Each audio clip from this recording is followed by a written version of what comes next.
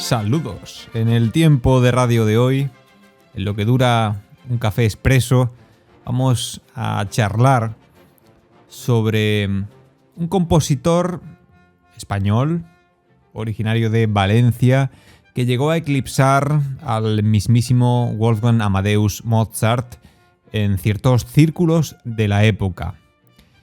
Para hablar de la vida y obra de este compositor valenciano, como decimos, en lo que dura un café expreso, nos acompaña una periodista especializada, Eva. ¿Qué tal, Eva? ¿Cómo estás? Hola, ¿qué tal? Todo de maravilla.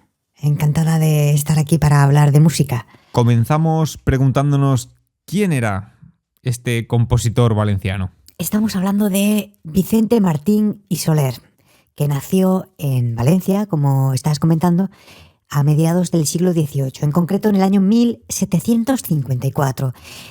Y diríamos de él que fue un compositor de ópera que alcanzó una gran fama en la Europa del siglo XVIII, especialmente en Viena. ¿Qué llevó a Martín y Soler a ser tan reconocido en esos círculos de la alta sociedad vienesa? Martín y Soler tenía una grandísima habilidad para componer óperas bufas con melodías muy atractivas, y también destacó de su obra que colaboraba con un renombrado libretista de la época llamado Lorenzo da Ponte. ¿Y qué relación tuvo Martín y Soler con Mozart? Vamos a decir que tanto Martín y Soler como Mozart fueron compositores contemporáneos y además fueron competidores entre sí.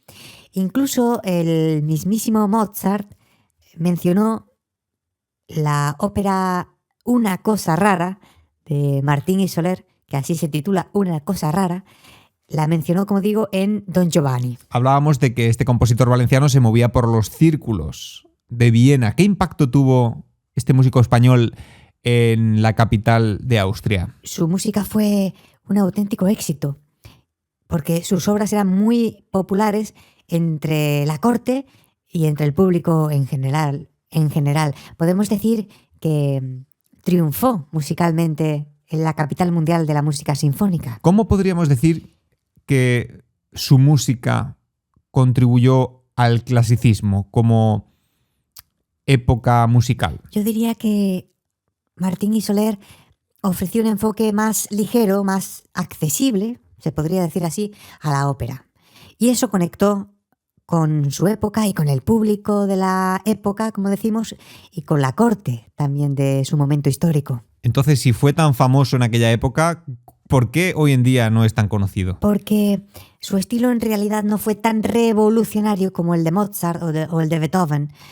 Entonces eso yo diría que ha limitado su legado en los siglos posteriores. Por cierto, ¿dónde podemos escuchar las obras de Vicente Martín y Soler? Le podríamos decir a nuestros oyentes que buceen en las aplicaciones de música poniendo el nombre de este compositor valenciano, español, Vicente Martín y Soler, porque van a encontrar algunas grabaciones que están disponibles y sus óperas, como por ejemplo la que comentaba anteriormente, Una cosa rara, que así se titula, Una cosa rara, se representan ocasionalmente en algunos teatros de la ópera importantes de Europa. Pues con esta historia fascinante nos quedamos.